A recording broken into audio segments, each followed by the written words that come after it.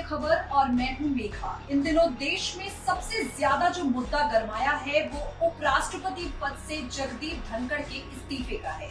जगदीप धनखड़, जिन्हें आपने राज्यसभा में जया बच्चन के साथ तीखी नोकझोंक करते देखा होगा, जिन्हें आपने राज्यसभा में तमाम सांसदों को गलत बयानबाजी पर रोकते और टोकते देखा होगा, जगदीप धनखड़ के उपराष्ट्रपति पद से एकाएक इस्तीफा देने से पूरे देश में हड़कंप मच गया।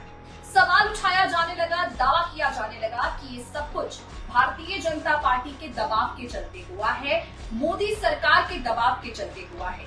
वहीं बिहार में विपक्ष की तरफ से ये दावा किया गया कि जगदीप धनखड़ ने इस्तीफा इसलिए दिया है ताकि अब नीतीश कुमार को भाजपा की तरफ से, मोदी सरकार की तरफ से नया उपराष्ट्रपति बना दिया जाए और उसके बाद बिहार में भारतीय जनता पार्टी अपनी पार्टी से मुख्यमंत्री पद का दावेदार तय करे।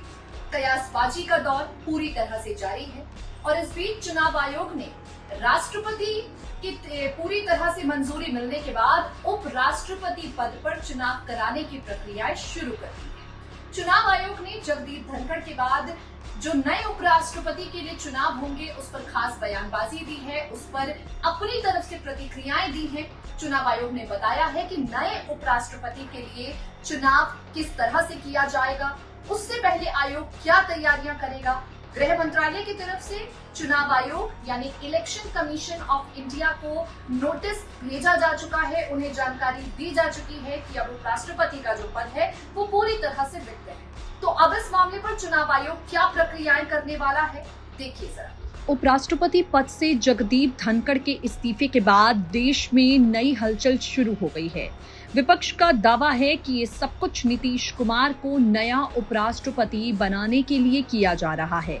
हालांकि विपक्ष के दावों के बीच चुनाव आयोग ने नया उपराष्ट्रपति चुनने के लिए इलेक्शन की प्रक्रिया शुरू कर दी है। चुनाव आयोग की तरफ से इस संबंध में प्रेस नोटिस जारी किया गया है। आयोग का कहना है, गृह मंत्रालय से जानकारी मिल चुकी है कि उपराष्ट्रपति जगदीप धनखड़ ने इस्तीफा दे दिया है। अब इस पद पर चुनाव के लिए हमारी तरफ से प्रक्रिया शुरू कर दी गई है। जल्द ही चुनाव की तारीख घोषित कर दी जाएगी। होम मिनिस्ट्री की तरफ से 22 जुलाई यानी मंगलवार को उपराष्ट्रपति पद खाली होने का नोटिफिकेशन जारी किया गया था। अब चुनाव आयोग की तरफ से कहा गया है, आर्टिकल 324 के तहत उपराष्ट्रपति के निर्वाचन का कार्य चुनाव आयोग करता है। इसका निर्देशन राष्ट्रपति की तरफ से किया जाता है। चुनाव आयोग ने अब उपराष्ट्रपति के इलेक्शन की तैयारी शुरू कर दी है। अभी इसकी तैयारी चल रही है और उसे पूरा करने के बाद जल्द ही इलेक्शन की तारीख का ऐलान कर दिया जाएगा। इलेक्शन की तारीख का ऐलान करने से पहले हम कुछ चीजों पर काम कर रहे हैं। इनमें से एक है इलेक्टोरल कॉलेज तैयार करना। इसके तहत लोकसभा और राज्यसभा सांसदों को मिलाकर एक वोटर लिस्ट तैयार की जाएगी। उपराष्ट्रपति चुनाव में राज्यसभा के नामित सदस्यों को भी वोटिंग का अधिकार होता है। चुनाव आयोग का कहना है, चुनाव से पहले रिटर्निंग ऑफिसर और सहायक रिटर्निंग ऑफिसर पर फैसला लिया जाएगा। इसके अलावा पूर्व में हुए उपराष्ट्रपति चुनावों से जुड़ी सामग्री भी तैयार की जाएगी, उसका वितरण कराया जाएगा। आपको बता दें, नए उपराष्ट्रपति चुनाव के लिए एनडीए के उम्मीदवार को लेकर भी कयास लगाए जा रहे हैं। सबसे ज्यादा चर्चा राज्यसभा के मौजूदा डिप्टी चेयरमैन हरिवंश को लेकर है।